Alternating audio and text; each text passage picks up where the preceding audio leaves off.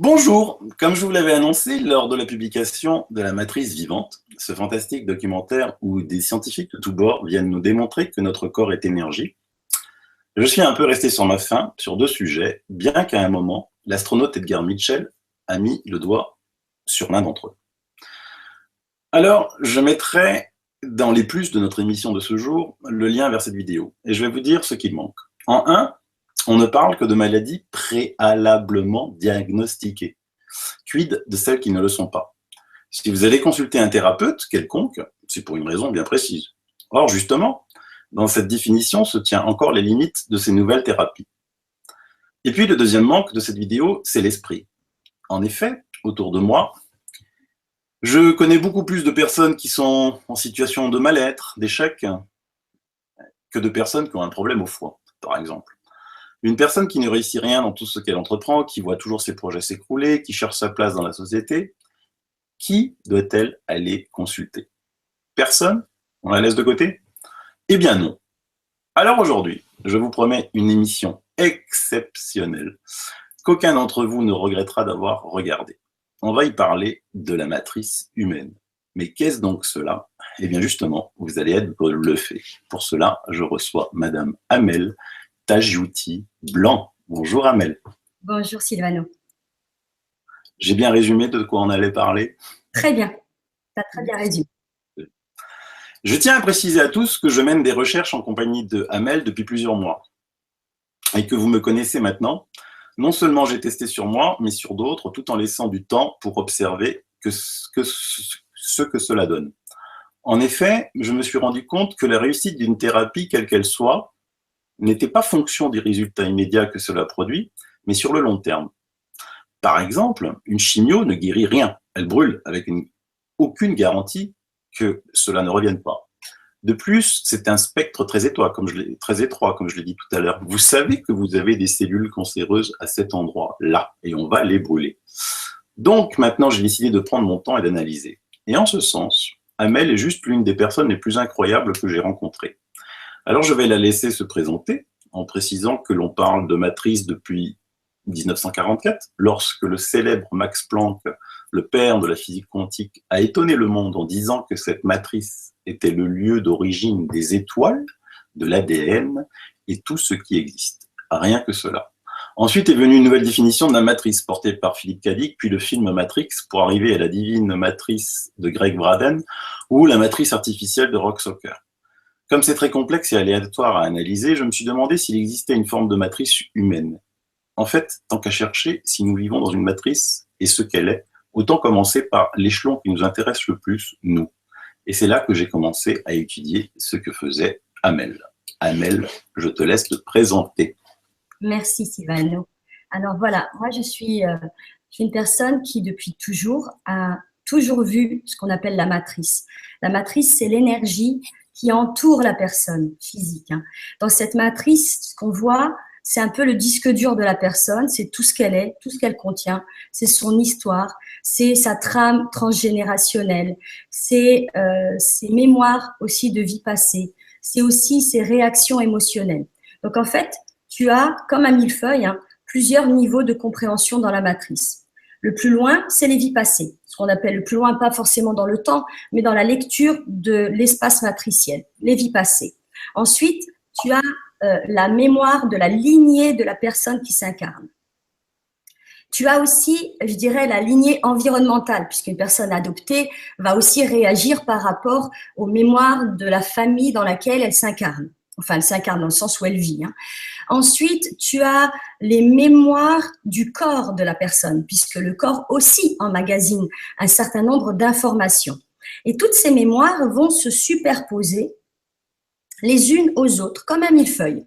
Et l'aptitude que j'ai, c'est de pouvoir lire ce que j'appelle les informations clés dissonantes. les positifs qui sont harmonieuses et les dissonantes. Et quand une personne vit une situation, comme tu dis, d'échec personnel ou de mal-être, et que ce mal-être se répercute sur différents plans de sa vie, il ne faut pas chercher dans sa tête ce qui se passe ou forcément dans son corps intrinsèque, hein, mais il faut regarder qu'est-ce qui se répète, qu'est-ce que la matrice est occupée à lui montrer comme disharmonie et sur laquelle la personne se heurte ou bute, comme quand tu vas contre un mur et que tu te dis mais il y a un mur là, je le sens et je ne sais pas pourquoi j'arrive pas à le dépasser. Alors quand la personne arrive à comprendre que elle n'est pas faite que d'un corps, elle n'est pas qu'un esprit, mais elle est un agglomérat de conscience, d'âme, d'esprit, de spiritualité aussi, de vie passée, d'une histoire familiale, d'une histoire personnelle et de l'histoire de ce qu'elle est aujourd'hui à l'instant T où elle se questionne, ben elle se dit ben effectivement elle est face à quelque chose de bien plus grand qu'elle.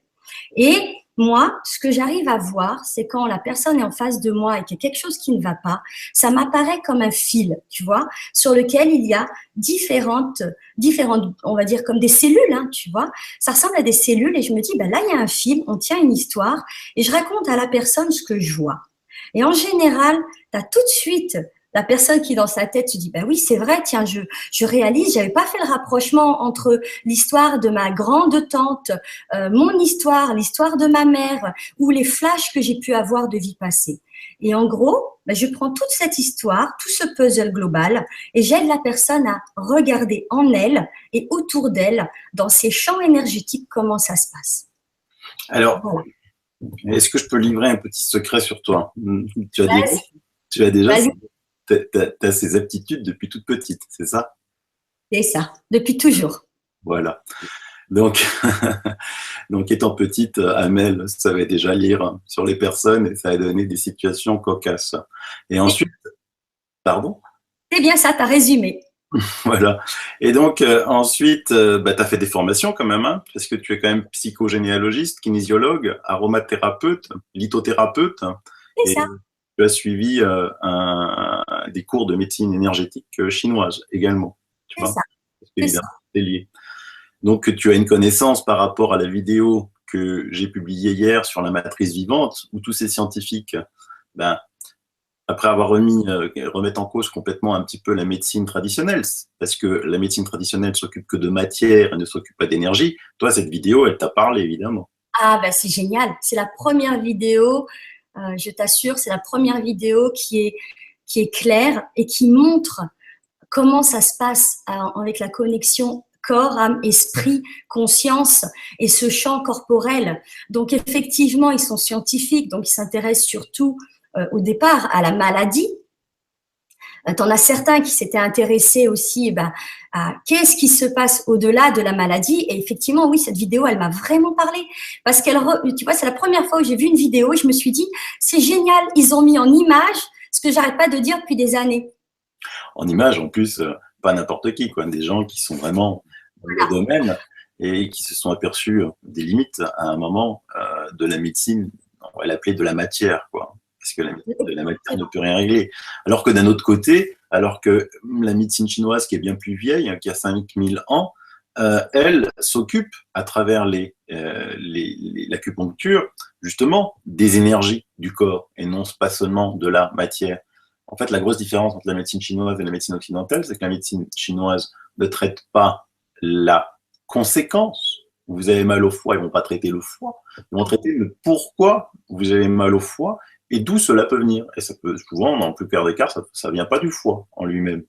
Exactement.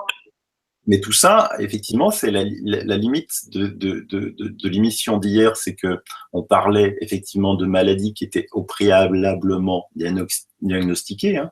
Donc, j'ai un bobo, je vais voir, je sais pas, j'ai envie d'arrêter de fumer, tiens, je vais me sortir, je vais faire une séance d'hypnose parce que j'ai envie d'arrêter de fumer. Donc, j'ai un lien, la raison, arrêter de fumer, et je vais voir un hypno. Mais toi, les gens qui viennent te voir, ils sont plus dans la catégorie de ce que je décrivais avant. C'est des gens qui sont en situation d'échec, enfin, c'est pas tous, évidemment, mais qui ont un mal-être quelconque, hein, et qui ils savent pas pourquoi. En fait, les gens qui viennent me voir, il y a deux catégories. il y a la première catégorie que tu viens de définir, c'est-à-dire les gens qui ont un mal-être, parce qu'en fait, ils sentent qu'il y a quelque chose au-delà de leur corps physique, quelque chose que la médecine allopathique ne peut pas, auquel la médecine allopathique ne peut pas répondre, parce qu'on ne peut pas donner un cachet au mal-être. Je suis désolée, c'est comme de la rustine, c'est comme un petit pansement, ça dissimule, ça camoufle, mais ça ne résout rien. Ça, c'est la problématique numéro 1. Et la deuxième partie de personnes qui viennent me voir, c'est des gens qui commencent à sentir leur matrice et qui ont tout simplement envie d'en savoir plus, qui ont envie qui viennent me voir et qui me disent, voilà, ça bouge en moi, ça bouge autour de moi, je sens qu'il y a quelque chose et j'arrive pas à l'identifier. Et j'aimerais que vous m'aidiez à comprendre et à être en relation avec moi-même. Voilà. D'accord. Et en fait, on peut, dans cette matrice humaine, donc tu l'as dit tout à l'heure, lire en quelqu'un comme moi je lisais un disque dur. En fait, la différence entre toi, c'est que toi, tu es une sorte. J'allume mon PC, donc j'ai mon Mac. Je n'ai pas de PC, sinon j'ai mon ami chez Apple qui va me gronder. J'allume mon Mac et j'ai à ma disposition plein de choses que je peux faire. Je peux aller sur Internet, je peux aller sur les réseaux sociaux, je peux aller travailler sur mon CRM du travail. Tandis que la maladie serait juste un petit programme de l'ensemble de ce que j'ai sur mon Mac. Et toi, tu arrives à identifier ça, ce qui prouve aussi un autre article que j'avais publié, que tout est information, que cette information se propage dans ce qu'on appelle maintenant, ils l'ont appelé la noosphère, donc c'est-à-dire cette sphère qui nous entoure. Parce que je rappelle quand même que les plus grands scientifiques, si on avait avec nous là un astrophysicien, un physicien quantique, il confirmerait que nous ne voyons que 5% de notre univers, que 95% leur est complètement inconnu. Donc ils l'ont appelé pour une partie énergie sombre, à mon avis elle n'est pas sombre, et matière noire. Elle n'est pas noire non plus, on l'appelle noire parce qu'on ne voit pas, c'est plus simple à expliquer pour les gens. Donc on peut penser aussi, Amel, que nous, sur cette Terre, on ne voit que 5% de ce qu'est la réalité réellement. Oui, oui, on peut le penser, puisque de toute façon, en toute sincérité, chaque personne est interconnectée à l'autre. Ça peut être aussi une conception un peu bizarre à dire, mais c'est vrai. Nous, on est là. Moi, je suis à Lux-sur-Aude, toi, tu es en Alsace. Et ben, on est interconnecté avec la personne qui est à Tombouctou, tu vois. Mais on est connecté avec elle dans ce qu'on appellerait, alors à ce moment-là, on dézoome, on appellerait ça la matrice globale. Pourquoi? Parce qu'on fait tous partie. Il y a une conception aussi taoïste qui dit qu'en fait, nous sommes des faces des faces différentes d'un même diamant. Et c'est exactement ça. En fait, on est tous interconnectés les uns aux autres. Et quand on fait une action, cette action agit dans la matrice globale. Tu vois, par exemple, quand on émet une bonne intention, cette bonne intention va agir, même si tu ne t'en rends pas compte, elle va avoir une onde de forme. Et les scientifiques, ils arrivent à le dessiner, à le faire. Hein. C'est vraiment comme quand tu jettes un caillou dans l'eau, tu sais que ça fait ça. Ça se répercute au plus loin. Donc nous, quand on agit dans notre propre matrice personnelle, transgénérationnelle et d'incarnation, ce qu'on pourrait appeler la matrice humaine, hein, quand tu te réalignes, quand tu prends conscience de ce qui se passe dans ta matrice et que tu mets à jour tes disharmonies, que du coup, de disharmonies, tu les rends harmonieuses, tu as une action sur le champ global, matriciel, planétaire. Donc ça, c'est la planète. Et puis cette planète, elle agit dans un macrocosme encore. Et puis ce macrocosme est encore dans un macrocosme encore plus grand, etc., etc. Alors au plus la personne en tant qu'énergie spirituelle incarnée ou poussière d'étoile incarnée, ou appelle ça comme tu veux, a conscience de son champ quantique, de ce qu'elle est réellement au-delà de sa forme et de sa personnalité, au plus cette personne va être une personne agissante pour rétablir en elle son état originel qui est l'harmonie, au mieux elle va agir sur la planète elle-même. Voilà. C'est en ça où je rejoindrais même Gandhi qui disait que pour changer le monde, il faut se changer soi-même. C'est-à-dire travailler sur soi, tu vois, mais pas forcément en faisant uniquement des méditations, en allant voir des psys ou autres. Ça, ce sont des outils que je trouve très bien et très pertinents pour des situations précises. Mais à un moment donné, que tu le veuilles ou non, arrivera juste un instant où ton être, ta conscience va te demander d'aller voir au-delà de la forme, d'aller voir ce que tu es plus profondément.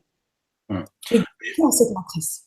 Aujourd'hui, ce que tu dis est indéniable, puisque ne serait-ce que les expériences qui sont menées, par exemple, entre le mari qui était malade, qui était connecté euh, avec sa femme, lui était dans une sorte de coffre-fort, quoi, hein, on va dire magnétique, Dans un sas. un sas, et elle était donc juste en caméra avec lui. Lui ne la voyait pas, elle lui envoyait des bonnes intentions, comme tu dis, des intentions de la compassion, de l'amour, et lui donc il avait des électrodes de partout et on voyait que ça réagissait.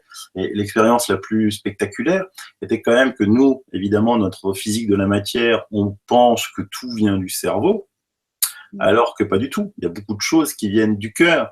Donc, cette expérience où on met des électrodes sur le cœur, des électrodes, même pas des électrodes, une magnéto sur la tête, c'est-à-dire qui touche même pas la tête, hein, et on montre à des personnes sur un programme aléatoire que même l'ordinateur ne connaît pas, des images, alors soit des images très horribles, soit des images très belles, et comment ça réagit. La chose fantastique, ça c'est la chose la plus surprenante, c'est qu'on pourrait penser qu'effectivement, tiens, on montre une belle image, hop, on a des ondes de forme fantastique, et oh, une image horrible, on est négatif. Non, la personne le sait avant. C'est ce que je te dis. On réagit avant que l'image qui, elle, était aléatoire, arrive et donne l'information avant. Donc ça veut bien dire qu'il y a autre chose. Et ça prouve bien qu'il n'y a pas de temps, il n'y a pas d'espace. Donc on est dans un univers quantique fantastique. Et les physiciens quantiques, ils n'arrivent toujours pas à expliquer pourquoi quand ils regardent un faisceau d'électrons, il a une trajectoire différente s'ils ne le regardent pas. Tu vois ? Oui. Donc là, on y arrive. La physique quantique, c'est le train. Et avec des personnes comme toi, je suis content que c'est eux qui en parlent en premier. La médecine, elle, évidemment, est sur ses dogmes. On va la laisser de côté. Est-ce que tu peux, par exemple, parce que moi j'en connais plein, mais toi, parler d'exemples de gens, parce que tu parles de transgénérationnel. Ce qui veut dire que moi, je pourrais avoir un mal-être parce que mes bis aïeux ont fait des choses pas belles dans leur vie. Non, c'est pas tout à fait comme ça que ça se passe. En fait, quand tu t'incarnes et que tu vis un processus intra-utérin, là, on va parler de la mémoire de l'utérus. Hein. Alors, il faut savoir que l'utérus, que nous, on appelle utérus, parce que bon, c'est le mot français qui le veut bien, j'aime bien les taoïstes parce qu'ils l'appellent le palais céleste. Alors déjà, tu vois, la notion taoïste veut bien dire ce que ça veut dire. C'est comme un palais avec différentes pièces. Hein. Donc, c'est un espace à explorer. Paf. Donc ça, c'est pour te donner le postulat de départ. Donc, quand un être s'incarne et qu'il vit l'expérience de l'utérus, quand il est dans cet utérus, il est lui en tant qu'être incarné, donc toi, Sylvano, et on va prendre ton exemple, d'accord, et l'utérus de ta maman. Et l'utérus de ta maman, qu'est-ce qu'il porte? Il porte sa mémoire à elle, son histoire en tant que femme, et son histoire dans sa généalogie, évidemment, et puis son histoire en tant qu'âme. D'accord? Jusque-là, ok. Toi, tu arrives dans cet utérus avec ton énergie de Sylvano à venir, en tant que personne incarnée dans cette généalogie familiale, et en même temps en tant qu'âme en incarnation. Et encore une fois, quand les mémoires se superposent, c'est-à-dire la mémoire de la lignée de ta maman et ta mémoire personnelle, qui vont finalement se superposer comme un millefeuille, il va y avoir des informations qui vont se retrouver. Tu vois? Et ces informations qui vont se dire « Oh, tu es une information miroir, je te retrouve », ce sont ces informations-là que tu vas incarner en venant au monde et en étant un individu. Et ces mémoires-là, c'est la mémoire transgénérationnelle dont tu vas hériter, qui va être en corrélation avec ton chemin de vie, ce que tu es venu comprendre, ce que tu n'as pas résolu dans tes vies passées, sachant que le mot vie passée, il faut le comprendre non pas en linéaire, hein, puisqu'il n'y a pas d'espace-temps. Ça peut être une vie de n'importe quel espace, dans n'importe quel temps. Je te donne un exemple linéaire. On est en 2017. ce qu'on peut appeler vie passée, ça peut être une vie que tu vas vivre en 4475 devant. Tu vois, parce qu'en fait, il n'y a pas d'espace-temps. Le temps ne se lit pas comme ça, mais se lit comme ça. Donc, il n'y a pas de… Tu voyages dans ce même espace.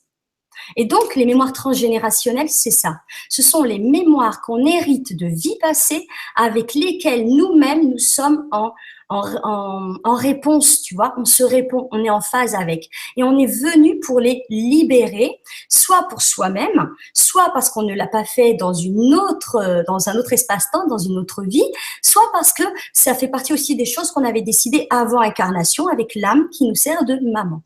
Et ce qui est extraordinaire en transgénérationnel, c'est que, à supposer que, je pense que ce n'est pas ton cas, mais si tu avais été adopté, bon, bah, tu vas me dire, bah, alors à ce moment-là, Amel, il y a deux utérus. Il y a la maman qui m'a mis au monde et puis il y a la maman qui m'élève.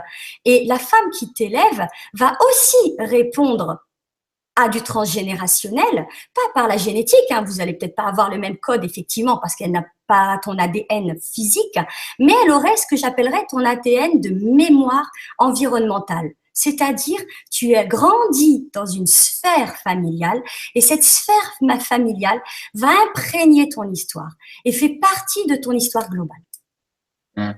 Et tu as raison, puisque dans des vidéos, hier, il montrait un scientifique, un docteur qui étudiait justement les causes génétiques de maladies, et puis on disait non, beaucoup de personnes pensent qu'ils ont une maladie parce qu'elle est génétique, alors que, effectivement, comme tu le dis, quand il y a quelqu'un qui a été adopté dans une famille, il a lui aussi cette maladie. Donc, ce qui veut dire que la génétique n'a rien à voir là-dedans.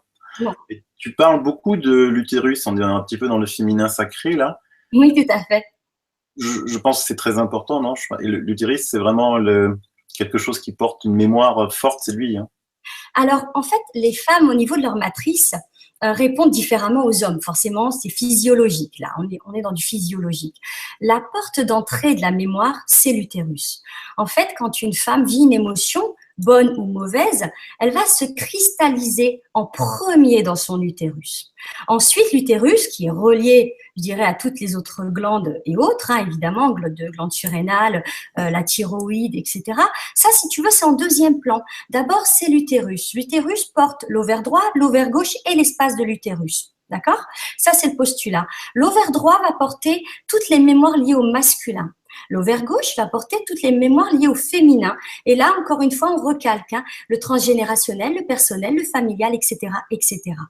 Et l'utérus, qui est la chambre commune, hein, qui est le palais céleste et qui comporte différents champs de lecture. Ça va être les mémoires, ça va être les aptitudes.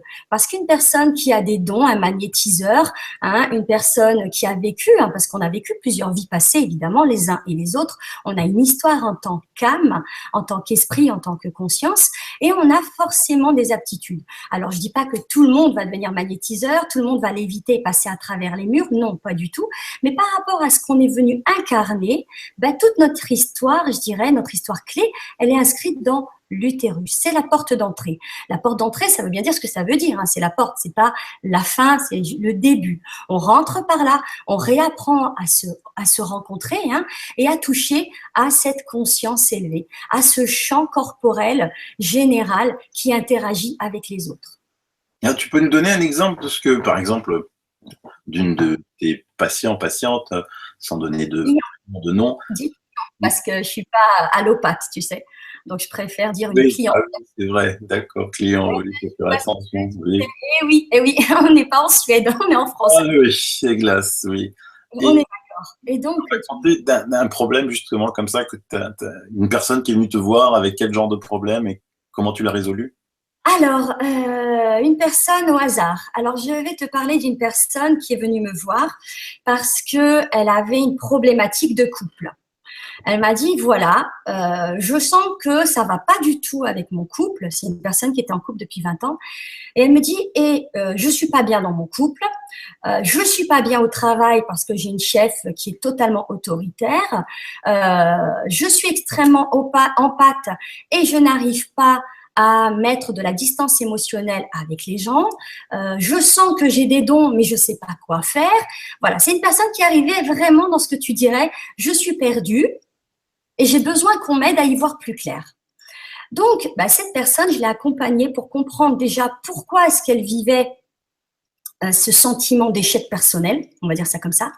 Je l'ai aidé à rentrer en sa matrice, hein, pas physiquement évidemment, hein, énergétiquement, à comprendre cet espace. Et puis, en fait, il en est ressorti des choses assez intéressantes parce qu'elle a mis en lumière des secrets familiaux, des non-dits. Elle a réalisé que ce qu'elle vivait répondait aussi à un schéma, une lignée répétée. Pas forcément la mère, l'arrière-grand-mère, hein, mais tu sais, ça se promène dans la généalogie à différents endroits. Pareillement, pour son couple, puisqu'il était question de ça, elle vivait avec un homme extrêmement violent. Alors, je lui ai expliqué que il fallait voir en fait quel était le champ de conscience de son couple. Son couple, est-ce que c'était un couple karmique? Est-ce que c'était un couple jumellaire? Est-ce que c'était un couple complémentaire? Est-ce que c'était ce qu'on appelle les âmes sœurs? Parce que là aussi, il y a de quoi en parler, mais je pense qu'on en reparlera en un autre temps. Et donc, je l'ai aidé à comprendre la relation qu'elle avait avec cette personne et à comprendre que s'il y avait ces réactions aussi, il faut comprendre que s'il réagit, c'est aussi parce qu'ils avaient une histoire d'une autre vie ou d'autres vies passées et qu'ils devaient tous les deux guérir cette situation. Donc, on a travaillé à guérir la situation sans imposer l'énergie à ce monsieur, puisqu'il a son libre arbitre. Hein. On a travaillé à réunifier son couple intérieur, on a travaillé à guérir son transgénérationnel, on a aussi travaillé à gérer ses dons. Parce qu'une personne extrêmement empathe, elle est ouverte, mais elle ne sait pas fermer la porte. Tu vois. Donc, on a travaillé aussi sur cette dimension-là. Parce que les extra-empathes, ce sont des personnes qui ont une sensibilité exacerbée et qui ne savent pas forcément gérer. Comment ils ne savent pas interagir avec les autres sans garder leur distance salutaire. Voilà. Donc, on a travaillé sur tous ces champs. Il en a résulté qu'au bout de quelques mois, elle qui avait une patronne extrêmement difficile, sa patronne est devenue extrêmement adorable. D'ailleurs, sa patronne est venue s'excuser un jour et lui a dit, écoutez, je ne sais pas pourquoi j'ai été odieuse avec vous ces derniers mois et je vous demande pardon. Merci. Alors, tu vois, on a travaillé pour qu'elle soit en harmonie dans son cadre professionnel et on a travaillé aussi, alors c'est là où la lithothérapie est intéressante, on a travaillé avec l'énergie des cristaux pour, je te l'avoue, réencoder la station-service d'une grande chaîne de magasins dont on ne dira pas le nom, en lui disant, voilà, les murs de pierre, tu les transformes et ça devient un espace de quartz rose. Et tu verras, tu instaures que les gens, quand ils passent, il y a l'harmonie. Que les portes, ce soit des portes en améthyste, puisque l'améthyste, en fait, elle enlève les miasmes vibratoires. Hein. Donc, on a vraiment exploré la matrice depuis sa personne à elle et la matrice globale avec ses collègues, sa patronne, pour réinstaurer l'harmonie. Et cette harmonie, elle s'est installée. Et puis, au bout de quelques mois, c'est-à-dire 6 séances, parce que je travaille sur le principe une fois par mois pour permettre au corps, dans le cycle de 21 jours, d'intégrer tout le processus, tu vois. Au bout de 6 mois, ce qu'il en a été pour cette femme, c'est la chose suivante. Je t'expliquais le postulat de départ, je te raconte là, au bout de 6 mois, ce qu'il était.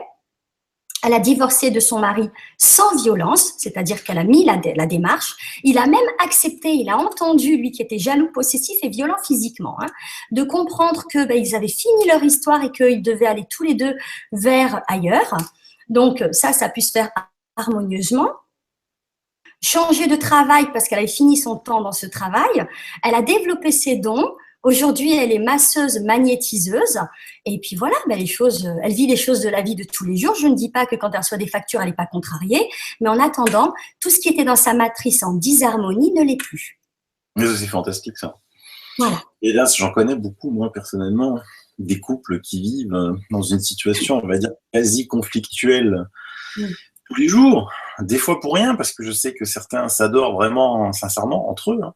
Et mais il y a quelque chose qui fonctionne pas, tu vois, il y a quelque chose qui s'est perdu et peut-être que justement ils ont pas réussi, malgré que ça fait longtemps qu'ils sont ensemble, à trouver cette harmonie entre eux. Donc toi, en plus de féminin sacré, tu t'occupes aussi de couple sacré, finalement, on peut appeler ça comme ça. C'est bien ça. En fait, le féminin sacré, c'est encore une porte d'entrée, tu vois. Le féminin sacré entend bien le masculin sacré, parce qu'attention, hein, féminin sacré ne veut pas dire féminitude. Hein. Bon. Je le dis bien parce que des fois, j'ai eu des femmes qui m'ont demandé, oui, je voudrais développer mon féminin pour avoir du pouvoir. Le féminin sacré, c'est pas une énergie de pouvoir. J'ai eu aussi, on va parler dans les choses très concrètes, des femmes qui des fois m'ont demandé comment il était possible par la sexualité sacrée d'avoir tel homme. Alors, je les ai regardés, je lui ai dit là, vous vous trompez de magasin. Ah oui. Parce que je ne propose pas ça. Sexualité sacrée, le mot-clé, ça veut dire ce que ça veut dire. Sacré. Sacré, en langage des oiseaux, c'est créer cela. Donc, ça veut dire que ce soit en sexualité, que ce soit en féminin ou en masculin ou en couple, la dynamique, elle est co-créatrice. Hein. Je parle pas d'enfant forcément, hein. Je parle de co-création. Qu'est-ce qu'on est venu en tant qu'énergie sur Terre co-créer. Et la co-création passe seule, des fois, avec son propre et son féminin et son masculin sacré intérieur.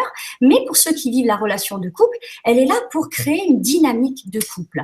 Maintenant, un couple qui s'aime, mais se chamaille, tu vois, pour dire ça comme ça, ben, ce sont des personnes qui sont au niveau de leur âme, au niveau de leur être originel, faites l'une pour l'autre, mais qui se heurtent à des, on va dire, bagage karmique, ou autrement dit, les fameux dossiers. Parce que les femmes, des fois, c'est comme des procureurs, tu vois. Elles gardent tout en mémoire, tout. Et puis, elles ressortent un dossier 10 ans après. Je pense que les hommes, ça fait, ah ben oui, c'est vrai, ça, j'ai vu ce genre d'expérience.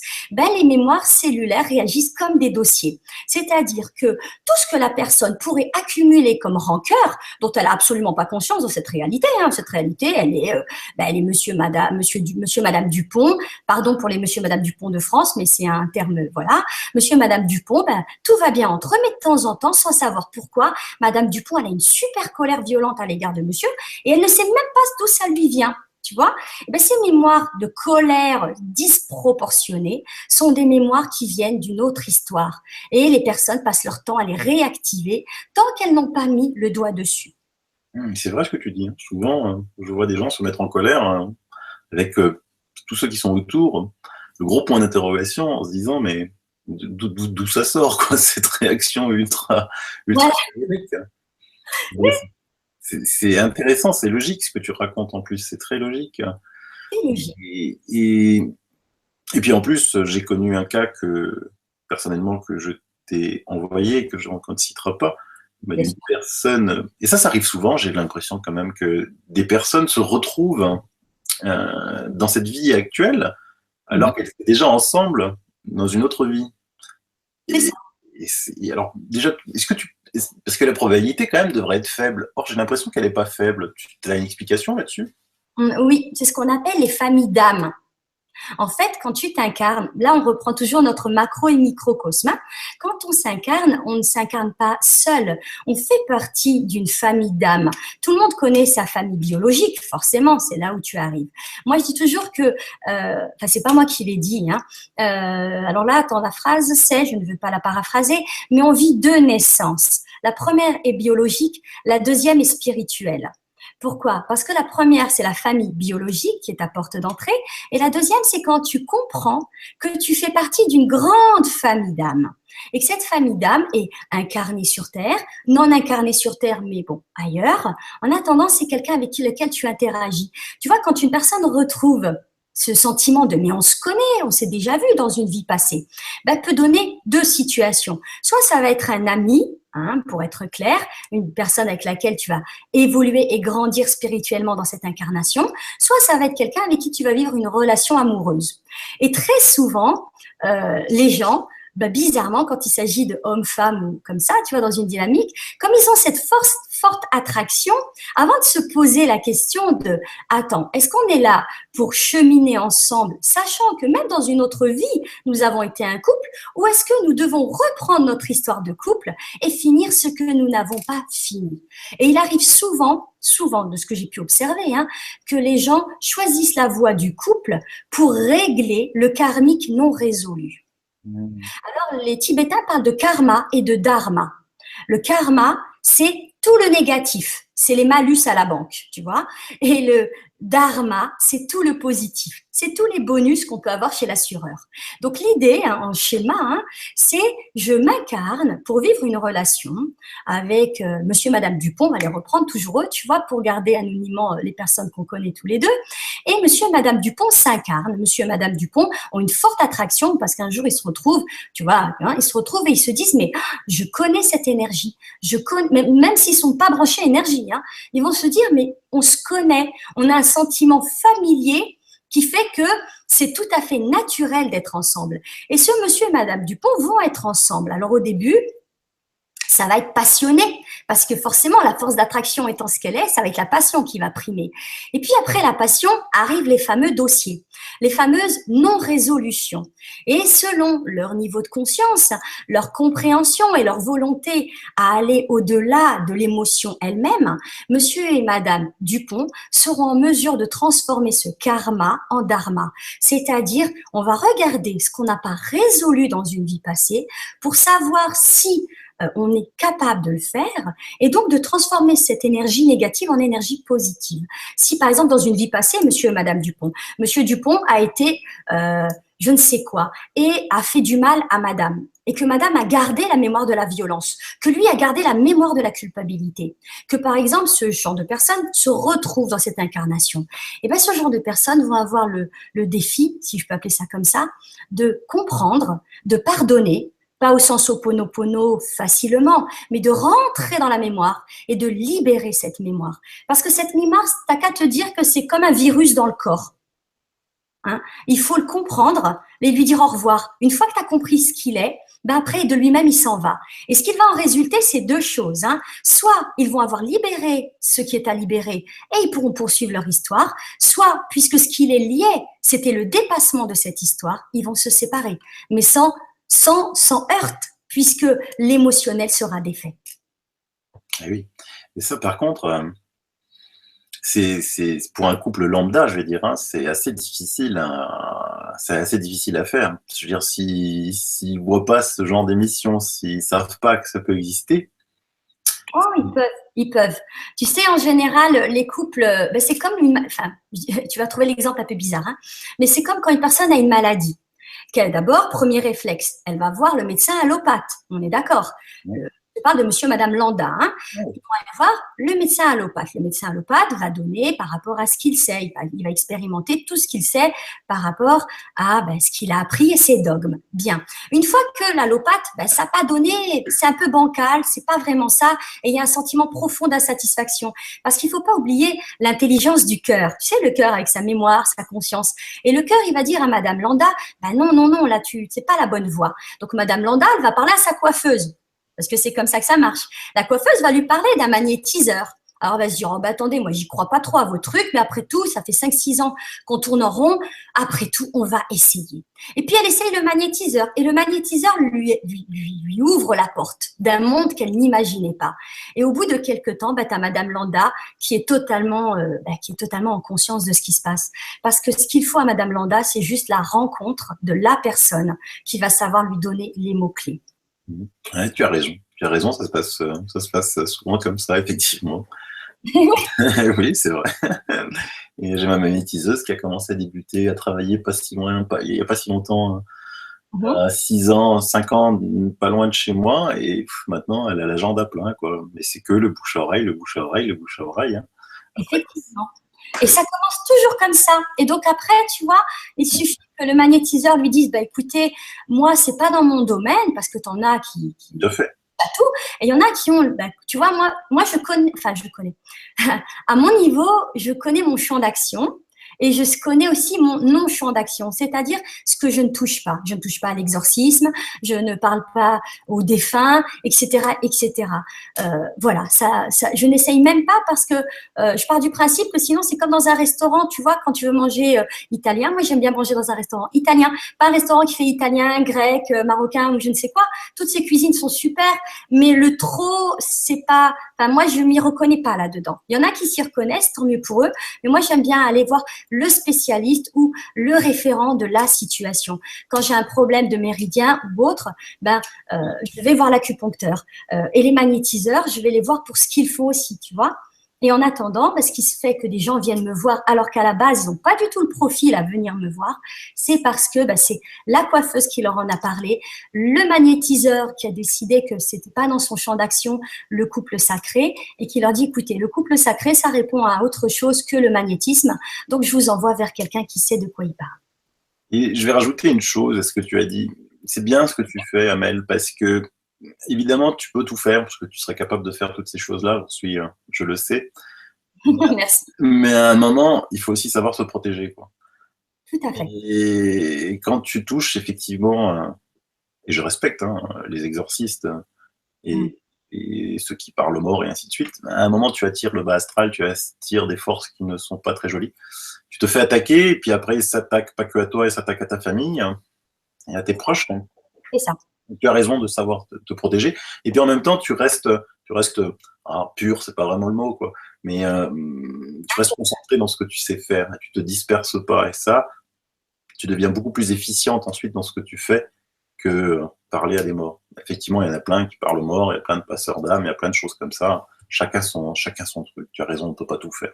Et moi aussi, j'aime bien aller manger dans un restaurant italien qui fait que italien. On est d'accord. Je dis ça, c'est pas parce que tu t'appelles Silvano. Non. Audrey, que nous connaissons tous les deux, pourra te le dire. Je suis, c'est mon top 10, mon top 1 dans le top 10 de l'alimentation. Enfin, voilà. Ça, c'est une petite boutade pour ceux qui ne me connaissent pas. Vous savez maintenant que je suis fan de cuisine italienne. Et blague à part, pour en revenir aussi à la matrice, tu vois, c'est important ce que tu viens de dire aussi. Pour répondre, tu parles de protection. Et effectivement, dans les accompagnements que je fais, je donne des clés de protection. Mais ce que je dis bien, ce sont les protections matricielles. C'est pas les protections comme un exorciste le fait. Tu vois, quand je parle alors tu vas me dire, mais c'est quoi la différence? Protection matricielle. Alors, qu'est-ce que c'est qu'une protection matricielle? En fait, une protection matricielle, c'est, comment te dire? Bon, la matrice, forcément, tu as compris, c'est cet espace-là. C'est donner aux personnes les moyens. On parle des empathes. On va prendre une personne qui est extrêmement empathe. Une personne qui est extrêmement empathe a le cœur très ouvert. Mais pour le coup, elle a le cœur trop ouvert. Ça peut paraître bizarre ce que je dis, mais ça ne l'est pas tant que ça. Pourquoi? Parce que c'est une question d'équilibre. Les taoïstes disent bien que l'homme debout, c'est celui qui a les pieds sur terre, le cœur ouvert et la tête dans les étoiles.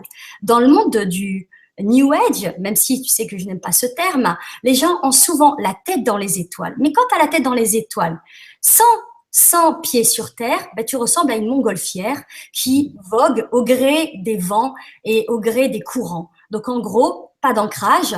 Et là où tu peux te retrouver en étant uniquement concentré dans la tête dans les étoiles à être, je dirais, victime du bas astral, des formes pensées négatives, des égrégores négatives et des nébuleuses négatives qui peuvent exister. Parce qu'effectivement, il y a une merveilleuse matrice collective positive, nourrie des bienveillances, des actes d'amour. Un papa qui fait un bisou à sa fille parce qu'il lui envoie tout l'amour qu'il a en lui, je te prie de croire que ça fait une onde de forme merveilleuse sur la terre. A contrario, quelqu'un qui envoie une pensée de jalousie, ça envoie une espèce, puisque tu vois, moi je le vois visuellement, ça envoie comme un filet gris, une ligne grise. Donc c'est vraiment pas très beau. Donc à choisir, il vaut mieux être dans les pensées d'amour. Et je dis souvent en rigolant qu'une pensée négative, pour la défaire, il faut envoyer 2 pensées positives. Puisque c'est un peu le système mathématique. Plus, un moins et avec un plus, ça te fait un point neutre. Donc si tu veux contrebalancer, tu rajoutes un plus. Bon, ça, c'est l'aspect. Ensuite, au niveau de la protection matricielle, moi, les clés que je donne par rapport aux gens, c'est à réapprendre à sentir leur matrice et par rapport à leur matrice, à impulser l'intention de protection depuis l'intérieur. Parce que tu ne peux pas empêcher quelqu'un d'ouvrir la porte à quelque chose de pas sympathique si dans son libre arbitre, il a décidé de l'ouvrir. Tu ne peux pas protéger quelqu'un contre lui-même par la voie de la matrice. Par un exorciste, évidemment que oui, puisqu'une personne qui est possédée n'a même pas conscience de sa possession. Donc évidemment que l'exorciste, par sa façon de faire, il fait le nécessaire. Mais par rapport à ce que moi je fais et moi ce que je touche, je dis bien ma dimension relative à la matrice, je parle de la matrice avec laquelle tu interagis en tant que conscience. Et donc je donne les clés pour que les personnes puissent se protéger hein, en sentant tout simplement quand est-ce qu'ils se font envahir, en sachant mettre leur bouclier de lumière qui ne laisse passer que le positif et le bienveillant. Voilà, c'est permettre d'une certaine manière à ce que la personne elle soit sensitive, à ce qu'elle soit plus télépathe, à ce qu'elle soit à l'écoute d'elle-même, à ce qu'elle soit en interconnexion avec la conscience de son corps dans toute sa globalité et avec la conscience de son cœur également. J'ai adoré ta définition entre ce que disent les taoïstes et ce que fait le New Age. C'est tout à fait ça. Après, sur le pouvoir de l'onde de forme du bien, tu as tout à fait raison. Il y a un appareil scientifique, j'en parlerai à la rentrée, qui mesure ces ondes négatives et positives. C'est très très puissant. C'est aussi puissant effectivement qu'une émission radio de 50, je sais plus combien de mégawatts. Et les gens ne se rendent pas compte de cette puissance. Alors, sauf quelques-uns, hein, les magiciens noirs, on va pas en parler ici. Ils savent, mais le bien est aussi fort que le mal, ça faut le savoir. Et une intention bonne est tout aussi forte qu'une intention mauvaise. Et heureusement, si on est dans cet état, parce que souvent on pense que sur la Terre tout va mal, non. Si vous allez vous balader un peu partout dans le monde, vous allez dans les forêts chinoises, dans les campagnes en Afrique, vous allez trouver que des gens merveilleux, que des gens qui sont là pour faire le bien, pour aider son prochain. Vous n'allez pas trouver des gens mauvais. Et c'est pour ça que la Terre, malgré évidemment tous les faits de l'actualité que l'on suit tous les jours, mais qui provoque aussi cette actualité des ondes négatives et qui crée et nourrit cet égrégore du mal. Moi, je regarde que les actualités, j'écoute pas la radio. De toute façon, il n'y a que des mauvaises nouvelles. De toute façon, une radio qui annoncerait que des bonnes nouvelles, elle ferait faillite. Donc, à quoi ça sert? Mais par contre, là où on a aussi besoin de toi, c'est que j'ai beaucoup d'amis qui sont êtres de lumière, j'aime pas du tout ce terme, mais des gens qui font le bien et se font beaucoup attaquer aussi, ceux-là. Et ceux-là, il faut qu'ils apprennent à se protéger parce que j'en ai pas mal qui sont quand même assez bas. Tu vois ? Oui, je connais bien malheureusement ce processus-là. En fait, c'est là où la personne, elle doit vraiment, vraiment, vraiment faire la part des choses entre l'empathie et la compassion. Puisque en général, elles confondent les deux. Je suis quelqu'un, et je pense que tu le sais, hein, qui a beaucoup de compassion, qui a beaucoup d'empathie et qui d'ailleurs a pris les retours inhérents à ce genre d'expérience, on va dire. Hein. Et par la force des choses, j'ai appris à toujours être avec je dirais une protection. Tu vois, c'est pas un bouclier rude, hein, c'est pas ça. Hein. Mais si les gens veulent regarder comment les champs d'énergie avancent, ils peuvent aussi le voir visuellement avec le film. Je pense que tu le connais, La prophétie des Andes. Il y a une scène extraordinaire où tu as une personne qui a son champ énergétique d'une certaine couleur, l'autre qui est en face, et tu vois les deux champs de couleurs, comment ils interagissent. Ben, c'est un peu ça. Une personne extra-empathe a un champ ouvert. Du coup, quelqu'un qui est mal va déposer son mal-être. Mais l'ennui, c'est qu'une fois que la personne a déposé son mal-être, celle qui l'a déposé, elle est très contente parce qu'elle a allégé, elle a déposé ses 10 kilos de lourdeur et le extra-empathe, il se retrouve mais alourdi en ayant un sentiment d'oppression. Et il se dit, mais comment je fais avec ça ? À partir du moment où l'extra-empathe apprend à mettre son filtre de sécurité, sa protection, eh ben, la personne qui va déposer ce fardeau, l'extra-empathe saura le transformer en prana. Parce qu'encore une fois, là, on va parler, qu'est-ce que c'est que le prana ? Le prana, c'est la lumière qui nous entoure, c'est ce que nous sommes. Même mon book ordinateur, la Mac, je ne sais quoi, ce n'est rien que du prana. Je te vais parler d'une expérience que j'avais vécue, où j'avais vu en fait le solide devenir du prana, devenir des géométries sacrées. Donc, c'est incroyable, mais c'est vrai, dans le sens où rien n'est solide, tout est énergie. Et quand on comprend que ça fonctionne comme ça, réellement, derrière les masques, les illusions et ce que notre œil physique nous montre, ben là, on se dit, ben effectivement, on est dans une autre sphère, on est dans la Matrix, on est dans la matrice, on est dans un peu de science-fiction, mais finalement qui ne l'est pas tant que ça. Et au final, on se dit, mais waouh, c'est vrai. on peut agir sur la matière. Alors, quand quelqu'un vous dépose un fardeau qui n'est pas le vôtre, eh ben, c'est simple. Vous prenez ce fardeau, vous le sentez avec vos mains, comme si vous essayiez d'avoir un ballon éthérique dans vos mains, et vous ressentez que je dirais, les molécules dures, hein, tu vois, moi, tu sais que je suis pas une scientifique intellectuelle, docteur en je ne sais quoi, chimie et autres, mais visuellement, vous transformez par la force de votre intention, eh ben, ce fardeau en prana. Pourquoi? Parce que si vous prenez ce fardeau, comme certains font, et je ne citerai pas quoi ou qu'est-ce, c'est-à-dire je prends ce prana, tu sais, quand ils disent je déverse tout à la terre. Je ne vais pas bien, j'inspire, j'expire et j'envoie à la terre. Bon, je vais vous le dire clairement, la terre, c'est pas une poubelle géante. Alors, il faut arrêter de lui déverser vos détritus, que ça soit physique, émotionnel ou énergétique.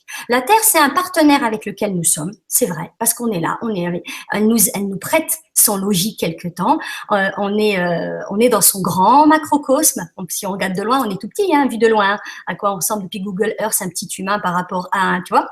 Bon, bref, et cette Terre, elle n'a pas besoin qu'on soit une charge pour elle. On est des milliards d'individus qui pouvons être des partenaires avec la Terre, et au lieu de ça, on est pour une grande partie une charge. Alors, qu'est-ce qu'on doit faire quand on se décharge à la Terre? Ben, on fait un acte simple. On se rappelle qu'on est une conscience énergétique, on est une matrice globale incarnée dans un corps physique, qu'on est un champ illimité avec une limitation physique, mais qu'on est, faut pas l'oublier, illimité, et que par la force de notre intention, eh ben, tout ce qu'on décharge à la Terre, une fois qu'on l'envoie, ben, ça devient du prana. Et ça devient de l'énergie qui, à son tour, va faire partie d'un grand tout. On renvoie tout ça. Alors, toutes les émotions négatives, ne les rendez pas à la terre pour les rendre à la terre. Rappelez-vous que sinon, vous faites une action de poubelle. C'est comme si vous preniez vos sacs poubelles, pleins de déchets, et que vous allez les jeter dans la forêt. Ça se fait pas. C'est pas bien. Donc, à partir de là, redevenons tous des âmes agissantes, d'où l'anagramme, dans la logique des langages des oiseaux. La magie, c'est l'âme qui agit. Appelle ça conscience qui agit, mais quand tu vois le mot magie, bah, tu te dis, bah, effectivement, on est plus que ce que l'on peut croire. Et notre force d'intention peut faire des miracles. Et ces miracles passent par la prise de conscience de comment ça marche en nous. Tout à fait ça. On a parlé de féminin sacré, de masculin sacré, de couple sacré, et je t'ai entendu parler de géométrie sacrée. Mais tu as raison. On est en pleine, on est dans un univers de géométrie sacrée. Je dirais que cet univers, d'après tout ce que j'ai pu entendre de gens bien évidemment bien plus doués et intelligents que moi, c'est un univers fractal. C'est ça, c'est ça. C'est un univers fractal. Et n'oublie pas le mot-clé sacré, créer cela. Donc, c'est-à-dire que c'est un champ en création perpétuelle. Voilà. Je suis bien d'accord avec toi et c'est quelque chose qui me va bien. C'est des notes positives. On a fait une émission d'1 heure. Tu sais que j'aime pas faire beaucoup d'émissions qui durent très très longtemps.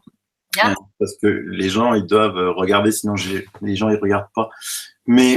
Et on en fera plein d'autres d'émissions avec toi, parce que t'es une pipelette de l'espace, hein, ça faut que je le dise. Et toi, t'es un causeur du cosmos. Je te rends le compliment. Et donc, c'est vrai qu'on a discuté tellement de sujets avec toi qui sont passionnants et variés. C'est ça qui est fou. Moi, ce que j'ai envie, c'est que pour tous mes amis qui vont pas bien, pour tous ceux comment on fait pour te contacter? Eh ben, c'est pas compliqué, Internet existe, tu sais. Donc, le site internet quantaum.org. Ensuite, sur ma page Facebook, je suis joignable.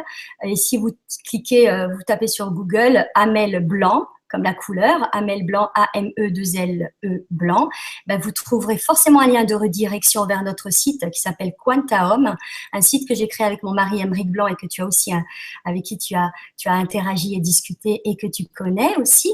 Et Quantaum, la genèse de notre site vient de 2 mots, évidemment, hein, quant, quantique, et aum, la respiration originelle, qui ça aussi pourrait être un sujet de longue discussion. Qu'est-ce que le home et qu'est-ce que ce champ de méditation peut générer comme onde de création? Et vous êtes vraiment un couple sacré, quoi. Hein. C'est un truc de fou, ça. C'est ça. Nous, quand on s'est rencontrés, bah, tu vois, quand on s'est rencontrés avec Aymeric, on s'est rencontrés à un festival des crânes de cristaux. Donc, comme quoi, tu vois, hein, les cristaux, et les crânes hein, étaient là. Et quand on s'est rencontrés tous les deux, je vais te le dire, on a vu nos énergies d'ADN faire une danse. Hein. Ça, c'est ce qui se passe quand le couple sacré se retrouve en conscience. C'est que le couple, puisque tu sais, on est comme le système de l'ADN, hein, et donc on a un ADN personnel et l'ADN du couple. Et on a vu tous les deux nos champs énergétiques échanger des informations. Et se dire, mais en fait, on se connaît tous les deux, mais on a déjà travaillé ensemble, mais on vit ensemble. Et on savait en fait, on savait qu'on était fait pour se retrouver. Et puis voilà, et puis créer un lieu d'éveil, un lieu où les personnes vont se retrouver, renaître d'elles-mêmes, pouvoir devenir des âmes agissantes sur Terre, etc., etc. Ouais, donc oui, voilà. Tu es en train de m'expliquer ce que c'est un coup de foudre. Non, c'est pas qu'un coup de foudre. Un coup de foudre, c'est le côté passion. Je rencontre la personne et j'ai un coup de foudre. Non, là, c'est autre chose. Là, c'est la connexion entre deux personnes qui se disent, mais elles se connaissent de vie passée en vie passée et elles sont là pour, en plus d'être un couple, hein, mais pour travailler ensemble. Tu sais, Aymeric et moi, c'est très personnel, hein, mais quand on s'est rencontrés, il y avait l'évidence énergétique, hein, d'accord? Il y avait évidemment une évidence physique, mais il y avait surtout une évidence énergétique. Et surtout, ce qui était assez marrant, c'est qu'avant d'être un couple, on va dire, amoureux, on était d'abord un couple professionnel. En gros, moi, je pensais à quelque chose, Aymeric le recevait aussi en télépathie, et on avait développé, c'est même pas développé dans le sens travailler, on s'est rendu compte qu'on était vraiment deux personnes qui avions la même mission d'incarnation, même si j'aime pas le mot mission parce que ça donne un côté genre, tu vois, Rambo, Rocky ou je ne sais quoi. Non, non, on avait la vocation, ouais, c'est plutôt ça, on avait la vocation d'œuvrer pour la Terre, pour l'éveil des personnes, pour que les gens deviennent des personnes épanouies, harmonieuses, que les gens s'équilibrent, etc. On s'est rendu compte qu'on était en phase à tous ces niveaux-là, mais je te rassure, hein, dans notre personnalité, on a aussi travaillé hein, pour s'harmoniser. Oui, parce qu'effectivement, les caractères sont différents. Deux caractères qui tous les deux voient bien, donc si tu veux, des fois, ça donnait des situations aussi cocasses. Mais bon, tu le sais, hein, tu connais nos caractères et ce qu'on a encore à apprendre dans la matière, tu le sais. Donc, oui. et donc, ouais. Pour Voilà. ceux qui veulent regarder face à face avec Aymeric Blanc, donc le mari de Amel, avec les codes sonores, hein, il ne fait pas que ça non plus, mais là c'est les codes sonores chantés, c'est juste magnifique. C'est un couple magnifique, voilà, il n'y a rien à redire. Merci, c'est gentil, merci. Et donc on se dit au prochain numéro. Au prochain numéro. Au revoir Sylvano. Je mettrai toutes les références pour joindre Amel, n'hésitez pas, vous ne serez pas déçus. Bye bye, au prochain numéro.